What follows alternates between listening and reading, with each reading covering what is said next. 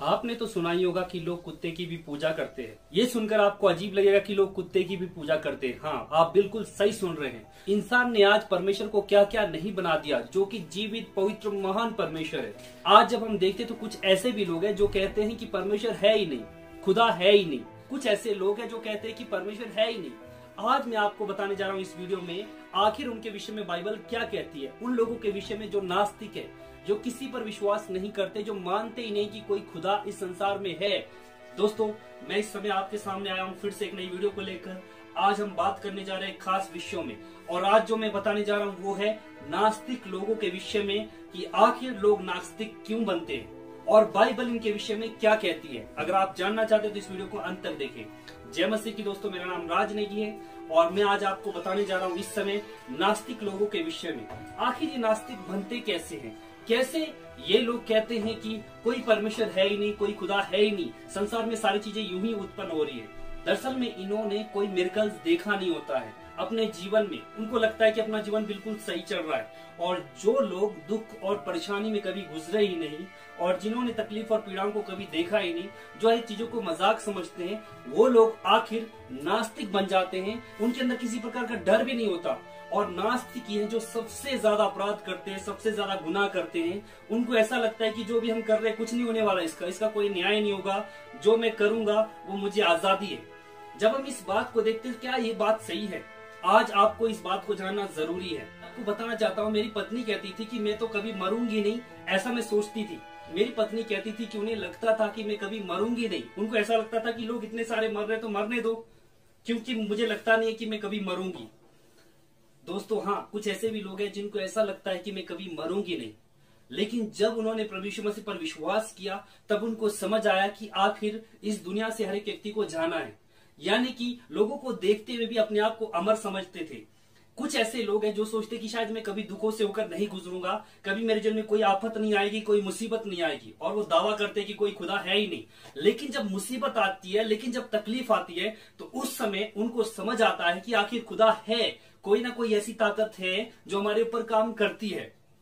लेकिन सबसे बड़ी बात दोस्तों, मैं आज आपको जो बताना चाहता हूं वो ये है कि आखिर इन नास्तिक लोगों के विषय में बाइबल क्या कहती है। अगर हम वचन देखें तो वचन में इस प्रकार लिखा है, भजन संहिता उसका 14 अध्याय का 1 वचन। यहाँ पर नास्तिक लोगों के विषय में बाइबल क्या कहती है मैं आपको बताने जा रहा हूं। जब आप वचन देखते हो, भजन संहिता उसका 14 अध्याय का 1 वचन इस प्रकार लिखा है, मूर्ख ने अपने मन में कहा है कोई परमेश्वर है ही नहीं, वे बिगड़ गए, उन्होंने घिनौने काम किए हैं, कोई सुकर्मी नहीं। मूर्ख ने कहा कि परमेश्वर है ही नहीं। जो ये कहते हैं कि कोई खुदा है ही नहीं, या फिर सब कुछ यूं ही उत्पन्न हो रहा है, वो मूर्ख है। बाइबल उनको मूर्ख कहती है, क्योंकि अंत में जब वो इस संसार को छोड़ने वाला होगा, तब उसको समझ आएगा कि आखिर मैंने अपने जीवन में क्यों उस खुदा के बड़े काम को स्वीकार किया। दोस्तों, एक व्यक्ति था, वो कहता था कि मैं किसी पर नहीं विश्वास नहीं करता, कोई भी नहीं है, कोई संसार में खुदा है ही नहीं, सब कुछ यूं ही सब कुछ उत्पन्न हो रहा है। आप एक बात को गौर कीजिए, इस पृथ्वी में सारी चीजें व्यवस्थित रूप से बनी हुई है। अगर हम सूरज को देखें तो उजियाला देता है, अगर हम धरती को देखें तो मिट्टी पर से हम अन्न उपजाते हैं, हम पानी देखते हैं, ये सारी चीजें बनाई गई है और हम जानते हैं इन सब चीजों की जरूरत हमें है। और एक बात हमें समझना है कि ये सब चीजें जब है तो इसका मतलब कोई है जिसको मालूम है कि मनुष्य को या फिर संसार के प्राणियों की इन सब चीजों की जरूरत है, इसीलिए ये सारी चीजें बनाई गई है। एक कुत्ते को भी प्रभु ने इसीलिए रचा ताकि वो हमारी रखवाली करे। एक गधे को देखिए, वो बोझ उठाता है हमारा। हम पृथ्वी में हर एक चीजों का एक उद्देश्य देखते हैं, जिसका मतलब है हमारे ऊपर कोई एक है जो हमें चला रहा है, और इसका हम अस्वीकार कर नहीं सकते। जो अस्वीकार करते हैं उनके लिए बाइबल कहती है मूर्ख।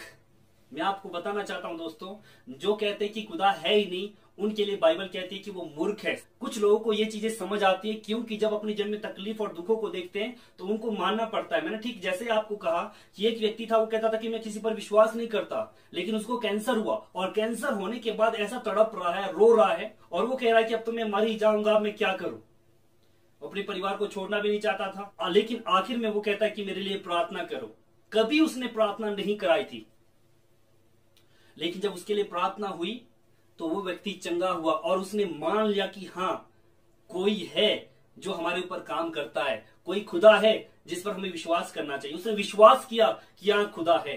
ये जो नास्तिक लोग बनते हैं वो इसीलिए बनते हैं क्योंकि उन्होंने अपने जीवन को सब कुछ सही होते हुए देखा है और कभी भी उनके जीवन में तकलीफ या कुछ ऐसी बातें उन्होंने देखी नहीं।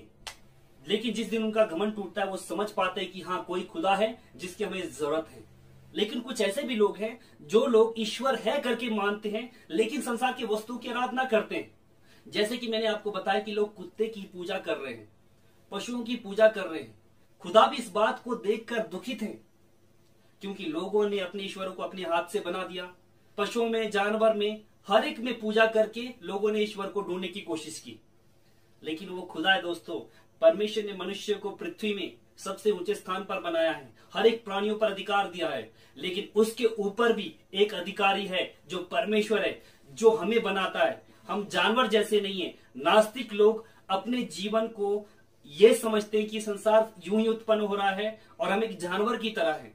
लेकिन कुछ लोग ऐसे भी हैं जो समझते हैं कि जानवर में भी परमेश्वर है, मुझ में भी परमेश्वर है, हम सब में परमेश्वर है। लेकिन ऐसा नहीं है। हमारा जो खुदा है उसने केवल मनुष्य को आत्मा दी है। अन्य सभी प्राणी वो जीवित है, उनमें प्राण है लेकिन आत्मा नहीं है।